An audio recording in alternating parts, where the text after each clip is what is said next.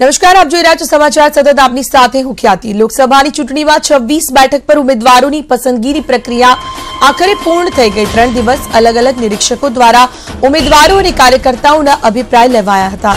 પ્રબળ દાવેદારોની પસંદગી માટે કાર્યકર્તાઓની મંશા પણ જાણવામાં આવી। કેટલાક સાંસદોની ટિકિટ વેતરાઈ જાય તેવા પણ સંકેત જોવા મળ્યા, તો કેટલાક નવા ચહેરાઓને પણ સ્થાન મળી શકે છે। 3 દિવસની સેન્સ પ્રક્રિયા બાદ આજે સીએમ રૂપાણીના નિવાસસ્થાને ભાજપ ચૂંટણી સમિતિની એક બેઠક મળનારી છે, જેમાં મધ્ય અને દક્ષિણ ગુજરાતની 11 બેઠકોના ઉમેદવારોના નામ પર ચર્ચા થશે। નિરીક્ષકોના અહેવાલને ધ્યાનમાં રાખી ઉમેદવારોની પસંદગી થશે। જે ઉમેદવારોના નામ પર સહમતિ નહીં સધાય ત્યાં 2 થી 3 ઉમેદવારોની પેનલ બનાવી કાર્યવાહી કરાશે।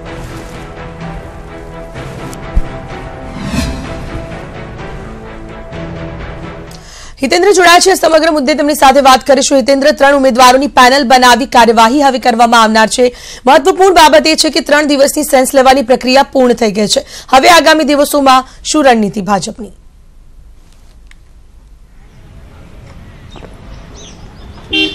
ખ્યાતિ, ભારતીય જનતા પાર્ટી દ્વારા સમગ્ર ગુજરાતમાં 3 દિવસ દરમિયાન તમામ 26 બેઠકો માટે નિરીક્ષકોના માધ્યમથી કાર્યકર્તાઓની સેન્સ લેવામાં આવી હતી। એ કાર્યકર્તાઓની સેન્સના આધારે નિરીક્ષકો દ્વારા આજે પ્રદેશ ચૂંટણી સમિતિની અંદર એમનો રિપોર્ટ રજૂ કરવામાં આવશે, જેના આધાર ઉપર પ્રદેશ ચૂંટણી સમિતિ દ્વારા પેનલ તૈયાર કરવામાં આવશે। પ્રથમ દિવસની વાત કરું તો પ્રથમ દિવસે આજે કુલ 11 બેઠકો માટે આજે પેનલો બનાવવામાં આવનાર છે, જેની અંદર વાત કરીએ તો વડોદરા, ભરૂચ, પંચમહાલ, છોટાઉદેપુર, દાહોદ, વલસાડ, નવસારી, બારડોલી, સુરત, આણંદ, ખેડા આ કુલ 11 લોકસભા બેઠકો માટે આજે પેનલ બનાવવામાં આવશે। મહત્વની વાત તો એ છે કે આ પેનલ તૈયાર કરતી વખતે પ્રદેશ ચૂંટણી સમિતિ એ બાબતનું ખાસ ધ્યાન રાખતી હોય છે।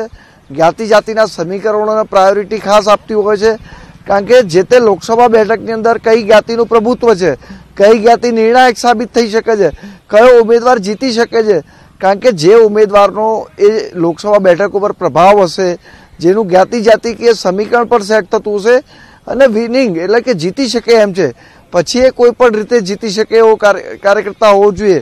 કારણ કે પાર્ટી એ બાબતનું ખાસ ધ્યાન રાખે છે કે 26 બેઠકો કોઈ પણ રીતે ગુજરાતમાં ભારતીય જનતા પાર્ટી જીતવા માંગે છે, કારણ કે પાર્ટીની પ્રથમ પ્રાયોરિટી એ વિનિંગ હોય છે।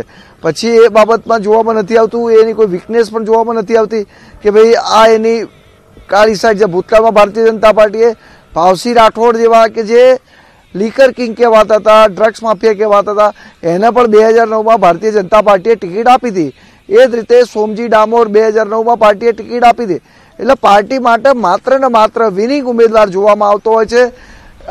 બીજી મહત્વની વાત તો એ છે કે ભારતીય જનતા પાર્ટીએ લોકસભાની ચૂંટણી પહેલા જ કોંગ્રેસમાંથી પણ ઘણા લોકોને તોડ્યા, 4 ધારાસભ્યોને તોડ્યા છે।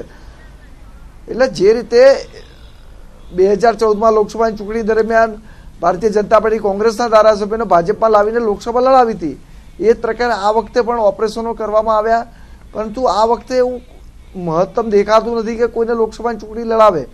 એટલે ભારતીય જનતા પાર્ટી દ્વારા વિનિંગની પ્રાયોરિટી રહેવાની છે। સામાજિક રીતે ભાઈ સમીકરણો જોવામાં આવશે, જ્ઞાતિ જાતિના સમીકરણો, આર્થિક તાકાતને પણ પ્રાયોરિટી આપવામાં આવતી હોય છે। આ તમામના આધારે પ્રદેશ ચૂંટણી સમિતિ નક્કી ઉમેદવાર કરવાના છે। અમદાવાદ પૂર્વની વાત કરું તો પરેશ રાવલની વિદાય નિશ્ચિત માનવામાં આવી રહી છે। આ વખતે ભારતીય જનતા પાર્ટી દ્વારા ફિલ્મ અભિનેતા પરેશ રાવલને ટિકિટ નહીં આપવામાં આવે।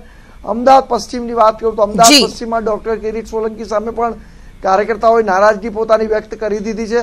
હવે પાર્ટીએ જોવાનું છે કાર્યકર્તાઓની નારાજગીને ધ્યાનમાં લેવી કે ના લેવી, કારણ કે કિરીટભાઈ સોલંકી પોતે છેલ્લી 2 ટર્મથી સંસદ સભ્ય છે। બીજું, તેઓ SC/ST કમિટીના પણ ચેરમેન છે અને વડાપ્રધાન નરેન્દ્ર મોદી સાથે પણ સારો ગૌરવબોધ ધરાવે છે। સંસદમાં સારા વક્તા પણ છે, સારી રીતે ચર્ચામાં ભાગ લે છે। એટલે એમની સામે રમણલાલ વોરા, આત્મારામ પરમાર જેવા દિગ્ગજ નેતાઓ પણ મેદાનમાં ઉતર્યા છે। બીજી તરફ મૂળ વ્યવસાય પત્રકાર રહેલા હવે કિશોર મકવાણાનું નામ પણ ચર્ચામાં છે। ગાંધીનગર લોકસભાની વાત કરું તો ગાંધીનગર લોકસભાની અંદર અડવાણી છેલ્લી 6 ટર્મથી સંસદ તરીકે ચૂંટાયા છે। ભૂતકાળમાં અટલ બિહારી વાજપેયી પણ આ બેઠક પરથી પ્રતિનિધિત્વ કરતા હતા। 1989થી આ બેઠક ભારતીય જનતા પાર્ટી પાસે છે, એટલે ભારતીય જનતા પાર્ટીનો ગાંધીનગર ગઢ રહે છે।